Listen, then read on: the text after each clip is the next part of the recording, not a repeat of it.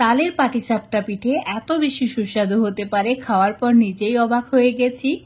এত বেশি সুস্বাদু হয়েছে যে নিজে লোভ সামলাতেই পারছি না। আজকে তোমাদের সঙ্গে দারুণ সুস্বাদু পাটিসাপটা রেসিপি শেয়ার করব। তো এই পাটিসাপটা বানানোর জন্য লাগবে তাল। তো এই তালটা প্রথমে ঘষে নিয়ে এর যে রস সেটাকে বার করে নিচ্ছি। এদিকে একটা বাটিতে একটা কাপের মাপ করে নিতে হবে সুজি, আর ওই কাপের মাপ করে নিতে হবে 1 কাপ ময়দা, আর দিয়ে দিতে হবে 2 চামচ মতো চিনি। চিনির পরিমাণটা অল্প দিলেই ভালো। এবার দিয়ে দিতে হবে সামান্য পরিমাণে নুন। তারপর সমস্ত কিছু ভালো করে মিশিয়ে নিতে হবে। এবার ওই কাপের মাপ করে আগে থেকে জাল করা ঠান্ডা দুধ 1 কাপ অ্যাড করে দিচ্ছি। তারপর সমস্ত কিছু ভালো করে মিশিয়ে নিতে হবে। সমস্ত কিছু ততক্ষণ মিশিয়ে নিতে হবে যতক্ষণ না চিনি ভালোভাবে গলে যাচ্ছে। চিনিটা গলে গেলে মিশ্রণটা ঠিক এরকম দেখতে হবে। এখন এর মধ্যে দিয়ে দিতে হবে তালের রস বা তালের পাল্প।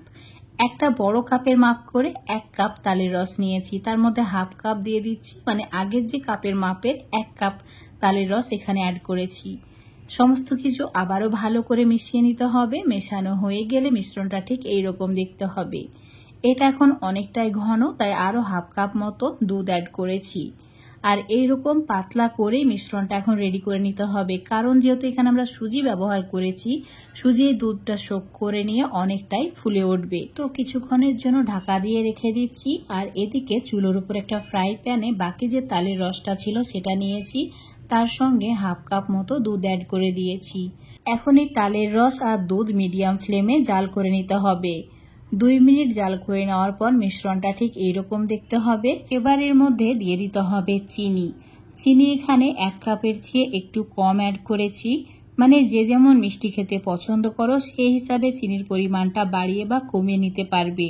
আর দিয়ে দিতে হবে কোরানো নারকেল 1 কাপ, মানে এখানে একটা মিডিয়াম সাইজের নারকেলকে কুড়িয়ে অ্যাড করেছি। একটু সময় নিয়ে সমস্ত কিছু রান্না করে নিতে হবে, মানে নারকেলটা ভালোভাবে সেদ্ধ করে নিতে হবে। আর এটা সেদ্ধ হয়ে যাওয়ার পর পুরটা ঠিক এইরকম করে রেডি করে নিতে হবে। এখন এই পুরটা ঠান্ডা করে নেওয়ার জন্য চুলো থেকে নামিয়ে রেখে দিচ্ছি। আর এদিকে মিশ্রণটা খুব ভালোভাবে সেট হয়ে গেছে, অনেকটাই ঘন হয়ে গেছে, তো ভালো করে ফেটিয়ে নিতে হবে। তারপর চুলোর উপর একটা তাওয়া নিতে হবে, সামান্য পরিমাণে ঘি ব্রাশ করে নিতে হবে। আর অবশ্যই চুলোর ফ্লেমটা প্রথম থেকে শেষ পর্যন্ত একদম লো ফ্লেম করে রাখবে। এভাবে 1 হাতা মতো মিশ্রণটা অ্যাড করে হাতার সাহায্যে চারিদিকে ছড়িয়ে দিতে হবে। আর একদম রুটির মতো একটা পাতলা রুটি বানিয়ে নিতে হবে। এবার একটু সময় ওয়েট করতে হবে যাতে পিঠের উপরের সাইডটা শুকিয়ে যায়, ঠিক এইরকম। এখন এই পিঠের উপরে অ্যাড করে দিতে হবে নারকেলের যে পুরটা রেডি করে রেখেছিলাম সেটা, আর এভাবে একটা চামচের সাহায্যেই দেবে।